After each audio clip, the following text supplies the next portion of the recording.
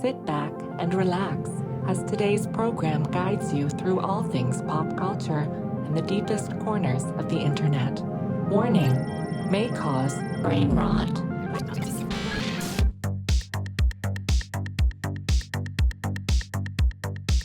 Oh my God, welcome to Brain Rot, everyone. I'm so excited. I can't believe it's finally here. I can't believe my podcast is finally launching. But welcome. I hope you guys are all doing fabulously. So this podcast is definitely a work in progress. We are going to be going through so many different topics. We have different little segments that I want, little moments throughout this podcast that are going to make it unique. And you guys are going to see those as we go on. I'm going to test some things out. We'll see what we like. I'm so appreciative of any feedback that you guys have. But I wanted to kick off today's podcast by commemorating the fact that it has been 10 years on YouTube. So as of this July 2024, it marks 10 years of me posting on YouTube, sharing my transition, sharing my story, and being a content creator. It's been such a wild journey, and I feel like this is such a good opportunity for us to look back and for me to show my appreciation for you guys for supporting me all throughout the way, and also to just reflect on my journey and what it's been like being a content creator and kind of one of the trans pioneers on the internet, just sharing my story. So throwing it all the way back to 2014, it seems like a bygone era to me. I started this channel before I even started my transition, really. And I was just this like scared little shell of a person. I didn't really know what I was doing. I didn't know what to expect. And I kind of just wanted to reach out and make a community for myself and find people that were maybe going through the same things as me, or people that were maybe wanting resources to figure out how to start from the very beginning of the transition process. At the time, I would say there was like maybe just a handful of other trans content creators on YouTube. There was definitely Gigi Gorgeous, there was Princess Jules, and there was also Steph Saniati, who was coming up around the same time as me as well. So I always think of her as like a contemporary or like a parallel. I feel like her and I had like the same timeline pretty much, and we're also the same age. So I always feel like we had this little camaraderie going, also being from Toronto as well. Now, it wasn't until August of 2015 when I first had my viral video, my viral moment. I feel like I was one of the like front runners of trans content creators that were also doing like story times and stuff. So I created this one video, which you might recognize, even if you haven't followed me for a long time. It's called Embarrassing Transgender Stories. That was what really kicked things off for me. I had no idea it would go viral. I had these like horrible long bleach blonde hair extensions that I went to the salon and demanded that they dye my hair to match so that I could have long hair. They were like yellow blonde, like one tone, no dimension, pretty crazy. But I went off. I told you guys about all my embarrassing stories. I gave you all my personal details, and it blew up. I even had people that I used to go to high school with messaging me about it, which I thought was so cool, but also like so vulnerable, because for the first year, my YouTube channel was definitely a little secret for me. I didn't tell anyone that I was doing it, and only when it started blowing up and going viral did I really have to acknowledge the fact that I was a, content creator, I guess. But back then it was so different from what it is today. Now it's a whole industry. It's a whole movement. There was no like Instagram influencer back then. There was no TikTok. I don't even think the platform existed really. There was none of that stuff. And being a YouTuber and whatever, there was no like brand deal situation really that was happening. I think around that time I would just work with some random companies here and there. Like I think there was Zaful, Shein, those kind of ones from Asia. They would reach out. Maybe they had more of a social media platform over in Asia than they did here in Canada or North America at that time. But basically it was a very different world. Navigating it was so bizarre. I think I was like 18 when I started this YouTube channel. So I was just like a little baby. I didn't know what I was doing. And I didn't know how to handle all of that attention, because especially as a trans content creator, you get so much negativity, you get so much hatred thrown your way. People just don't even think that you should exist or have a platform, period. And so that was like really difficult to deal with. And I oftentimes would step back and just like reflect and be like, is this really what I want? Can I handle this amount of, attention all the time? Which honestly, a lot of the time was negative attention. It was to the point sometimes where during my undergrad, I would go to bars with friends and people would come up to me while I'm dancing drunkenly with my friends and be like, oh my God, I watch your YouTube. And like, I loved it, but it kind of made me paranoid. I don't know if you guys would have the same reaction, but essentially like you never know if someone is watching you. You never know if someone recognizes you. You never know if someone could record you at any moment. So I feel like I kind of got in my head about that. I feel like I don't know. I was on like the precipice several moments of being, a little bit more YouTube viral or YouTube famous throughout the early days. I was definitely, I would say, in like the story time type of genre of YouTuber. I remember when, say, for instance, Tana Mongeau was coming up and she was, just killing it with her story time game. And just, all of those YouTube individuals from that era, I remember being kind of a little bit a part of that in some way. Just part of the sensation of, just being a public figure, sharing your stories, being a storyteller, and having, drama happening in your life. And so for that, I'll always look back on that chapter of my social media era and think, what could have been if I would have pursued it a little bit harder, but also acknowledging, that maybe that wasn't the right path for me in the moment. Maybe I would have got mixed up in things that would have been maybe not so positive for me. I know that I was very vulnerable at that point in my life as well when you're freshly transitioning. You guys probably saw this. You're learning everything about yourself for the first time. You are learning how to not only, navigate your new world as a woman, but you're also learning how to navigate relationships, friendships. I was doing this all during my undergrad as well. So I had to juggle school full time and, dealing with all those hate comments. I feel like it was such like a tumultuous period, but also such a rewarding period as well. And I thank you guys so much for following with me on this journey. I also subsequently made my timeline, my transition timeline, and that's what I think to this day has the most views on my YouTube channel and probably will always have the most views. And it was really only like 6 to 7 months into my transition, which is insane, right?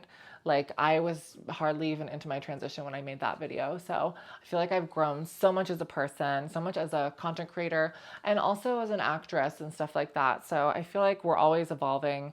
And I always try to have like an introspective look on the things that I'm doing and where I'm headed, because I feel like maybe in the past 4 years or so, I've been a little bit stagnant, just unsure of what I want to do with this next chapter of my life. So doing this podcast is like such a fun way for us to kind of pivot in a new direction. I know podcasts are just killing it on the internet now, and I like nothing more than to spend, an hour or so with some of my favorite people on the internet and just vibe while I'm having my coffee or, having lunch or something.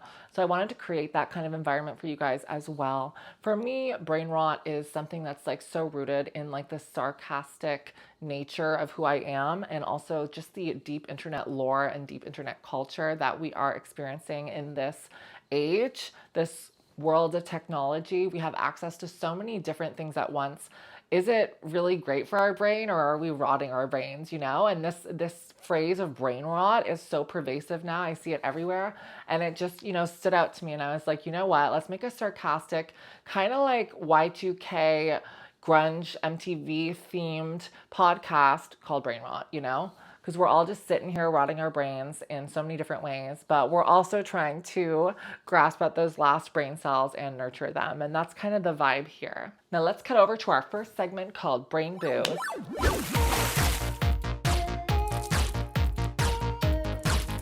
I'm calling this cocktail Mind Over Matter. So you have to fill a shaker with ice, then add in 1.5 ounces of St. Remy Martin, 0.5 ounces of green chartreuse, 0.5 ounces of honey, 0.75 ounces of lime juice, liquid egg whites from 1 egg, and then you want to shake that with the ice and then single strain it back into the shaker and then shake it again without ice just to get that extra foamy texture.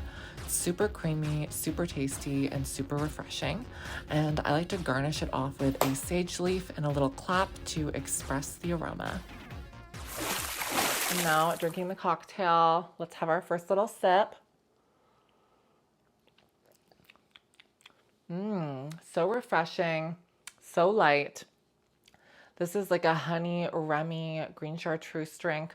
I wanted it to kind of mirror, that like slimy green vibe, but also be classy. We've got a sage leaf on top, and it's just really refreshing and nice for the summer. It's not too sweet.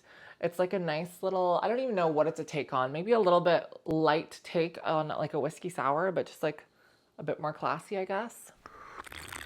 I'm really excited because you guys know that I was really into mixology for a while. I used to work in a business class lounge in the airport, and I was serving pretty much everyone that would come through.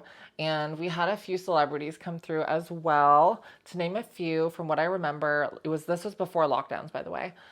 We had Kate Blanchett, we had Shawn Mendes, we had like so many Canadian icons. I know Shania Twain came through. Paris Hilton even came through my lounge, which was crazy. I didn't make her a drink though. But yeah, so I just had so much fun being a bartender and doing that stuff. And I felt so fortunate to be in such like a fun environment. So I just wanted to include that part of myself in my podcast and do a little feature. We might even have some mocktails coming through as well because not all my guests are going to be drinking alcohol. That's the other thing too, is I'm going to have a lot of guests on here as well. I want like a nice fun way to bridge the gap between, the people in my life and the people I'm curious about and bring them into my world and into my content, because I know I've mostly just done myself on my channel over the years. You get glimpses of people, and I recently had my mom in the Vegas vlog and stuff, but I really want to just like branch out and do something a little more interactive and a little more inclusive of the people in my life and share them with you guys. Now, I have a few hot topics that I want to talk about in this program today. They're pretty Canadian oriented, which is funny. First off, just announced recently, Justin Bieber and Hailey Bieber are having a baby. They announced it via Instagram with a gorgeous photo shoot. I'm not really sure where it's taking place. It kind of looks like it could be Canada because the weather looks kind of gray and gloomy, but the backdrop looks a little bit more like California to me because I see like lots of mountains and things. Could also be the West Coast in Canada. I'm not too sure, but really stunning photos. I think it's such a cute announcement, and I feel like if anyone's a fan of either of them, we've kind of been waiting for this announcement. They've been married for a while, and I know Justin Bieber's been going through some health problems. So it's nice to see that they're finally able to grow their family and that they're taking this next step. I think it's so cute. And yeah, I don't know. I always find baby announcements so cute. I remember when Kylie Jenner was doing her videos and stuff, and her video to Stormy, and it was just kind of like a break the internet moment. I think they're cute. I think of all like, the celebrity things that we obsess over.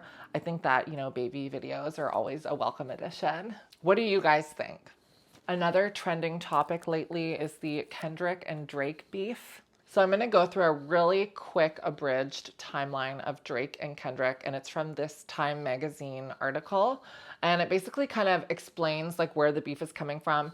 And I'm not really too into the rap beef world. I'm not sure if you guys are either, but this has just been making the headlines over and over. So I feel like it's worth discussing. So the feud in which each rapper has made numerous unverified allegations prompted Drake to respond in a song on Sunday that he's disgusted by Lamar's claims about him, including that he has a secret child and engages in with underage girls, which he denies.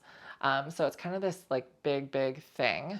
I'm gonna just get the backstory going for you guys, just like the quick little abridged backstory. Both rappers achieved mainstream fame around the same time. Drake's album Take Care in 2011, and Lamar was also featured on it, and he also had Drake on his album in 2012, Good Kid, Mad City, on the song Poetic Justice. But the trouble apparently started around 2013 when Lamar appeared on Big Sean's Control, and he called out Drake and several other rappers on the song, but Drake didn't engage at first, suggesting in interviews at the time that he was not going to take the clickbait. So Drake's beef with Meek Mill in 2015 consumed much of his time, and later in 2018 he got into it with Pusha T, who revealed that Drake was hiding a baby in the song The Story of Adidon, which Drake later admitted was true. So this comes back into reference later, but it wasn't until First Person Shooter came out last year that Drake reopened the conflict with Lamar, intentionally or not, after Cole referred to himself, Drake, and Lamar as the Big Three. So Lamar, who has won a Pulitzer Prize in 2018 for his album Damn, took offense to the idea that he and Drake are on the same skill level.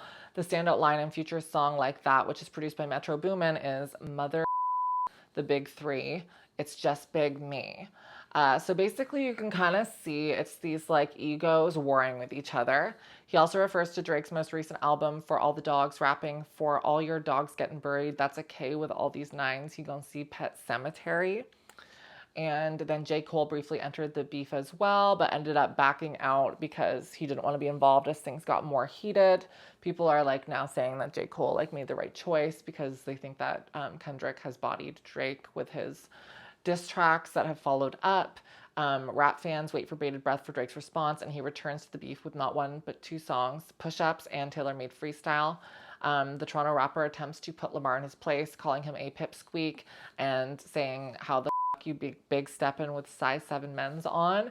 And Drake also attempts to make fun of Lamar for doing very mainstream pop songs like Maroon 5 and Taylor Swift. He was featured on both of those tracks, Bad Blood and Don't Wanna Know, which is kind of funny because Drake is a pretty mainstream rapper, I would say. So I don't really know like why that's such a big deal, but I guess maybe he's trying to say that like Kendrick is claiming to be this like, you know, deep poet, Pulitzer Prize winner, and just so much deeper on another level, but he's also doing the same shit that Drake is doing. But I don't know, both could be true at the same time, maybe. Taylor Made Freestyle ended up getting completely taken down because of Tupac Shakur's estate, because Drake was using Tupac's voice AI style in order to deliver. And, you know, that just wasn't cool with the estate of Tupac Shakur. And then Lamar had a scathing response called Euphoria, and that is also the name of the HBO show that Drake was producing. If you guys don't know, we've talked about Euphoria a little bit on here, specifically because of the trans representation with Jules, Hunter Schafer, which I think, honestly, Euphoria is a great show for many different reasons. But Lamar says, fabricating stories on the family front because you heard Mr. Morale, a pathetic master manipulator. I can smell the tails on you now. You're not a rap artist. You a scam artist with the hopes of being accepted. Tommy Hilfiger stood out, but FUBU never had been your collection, taking aim at Drake's biracial identity.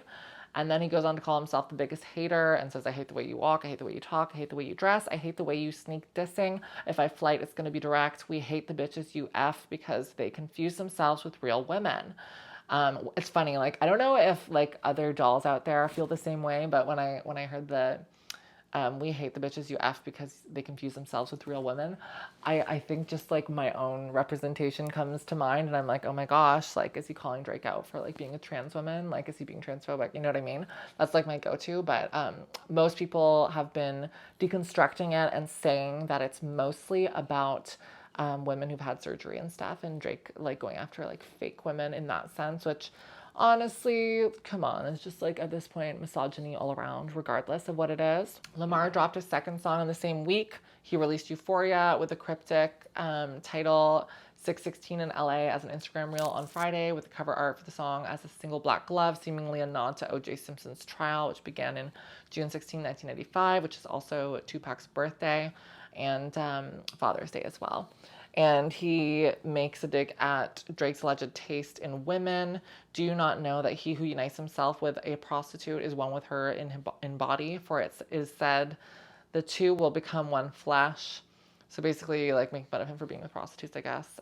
Just all this stuff. And then Drake responded with Family Matters, which was a dig at Lamar's family, basically. He has a fiance named Whitney Alford, and Drake was questioning the legitimacy of Lamar's child with Whitney, possibly alleging that Lamar is unfaithful and physically abusive in his current relationship in Family Matters.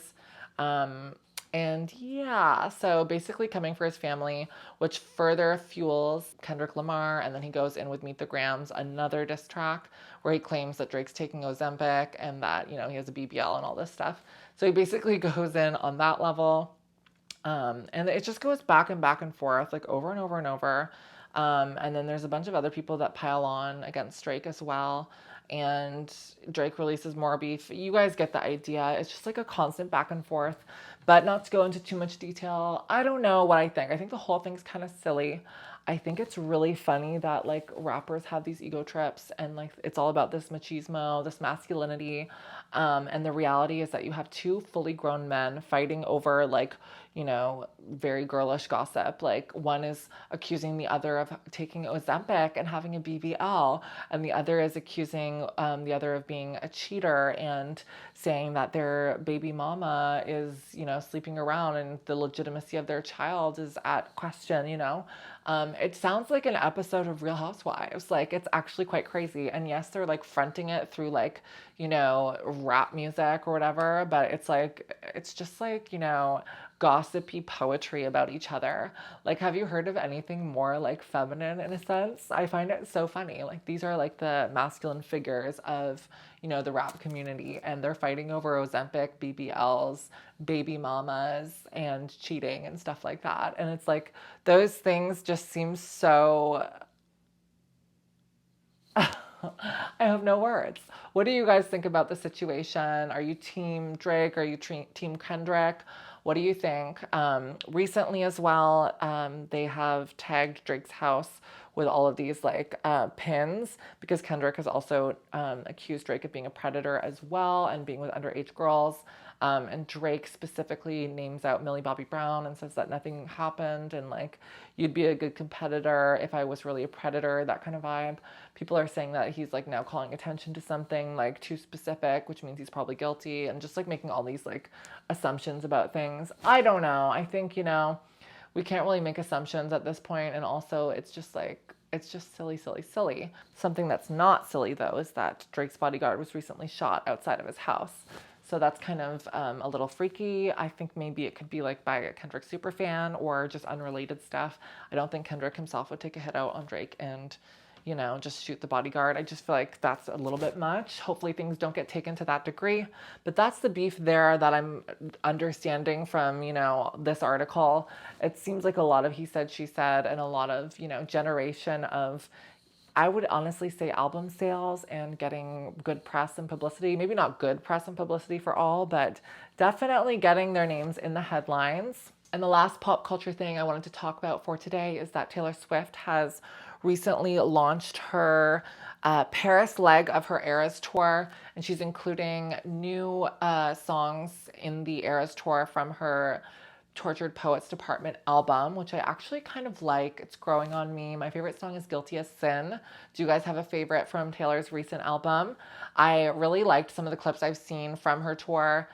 There's a specific moment where she's going around on a bed, and there's almost like this like UFO satellite just shining down on her, and I think it's so pretty.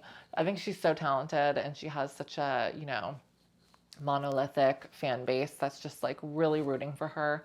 And I do like the music. I like the direction that she's heading in. So kudos to her, and I hope everything goes well with her European leg of the tour. Now, a quick pivot from the content that you guys are used to from me and the kind of theme of brain rot on this pod, but I want to do a little book club moment. Once a month, we're going to read a book together, if you can get your hands on it, or, you know, download it from an ebook source, and we're going to just talk about it. So this month's book is going to be From Blood and Ash by Jennifer L. Armentrout.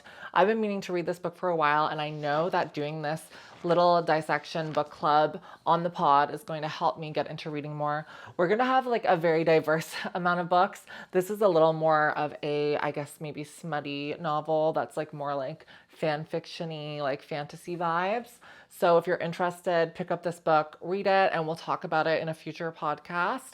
I'm going to try to do it once a month. So by the end of May, I'm hoping that we can finish this together and have a little talk at the beginning of June and start a next book after that. So I'll give you guys the little backstory of it so that you can decide whether or not you want to read it. Chosen from birth to usher in a new era, Poppy's life has never been her own. The life of the maiden is solitary, never to be touched, never to be looked upon, never to be spoken to, never to experience pleasure. Waiting for the day of her ascension, she would rather be with the guards, fighting back the evil that took her family, than preparing to be found worthy by the gods. But the choice has never been hers. There's a bit more, but you guys get the idea. Go pick up this book or rent it from your library or whatever you can do to get your hands on this story, and we are going to do it together. I also want to have a once a month music recommendations segment where we kind of just talk about some of our favorite artists or new releases. Just to throw it back to Taylor Swift, I really do enjoy her new album. I like Alchemy. I like Guilty as Sin, ? I like Love of My Life. Those are the tracks I would recommend from her album so far. There's a few others that I like too, but you can comment your favorite tracks from her new album. As well, I am always listening to Sade. She is fabulous. You guys have to check out her music if you don't know it. She's been around since the 80s. Just smooth, soft jazz, gorgeous voice, so smooth. I like to just put in my AirPods, go for a stroll with Elio, and the rest is history. I feel like I'm in this, like, you know, 80s noir, gorgeous moment, living my fantasy. And I just love the vibes, you know? So, so good. I love Sade, and I would love to see her live one day. That's like one of my dreams. That's all for music for this segment.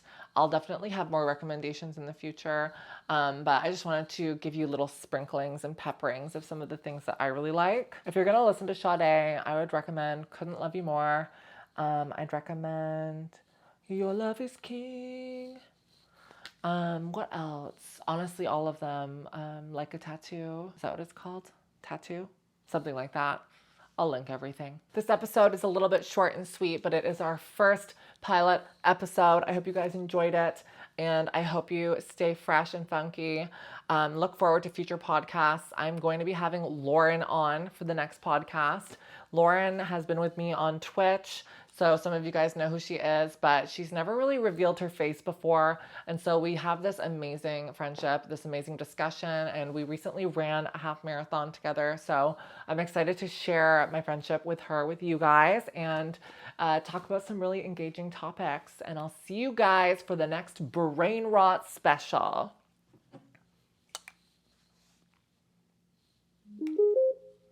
Maya Henry signing out.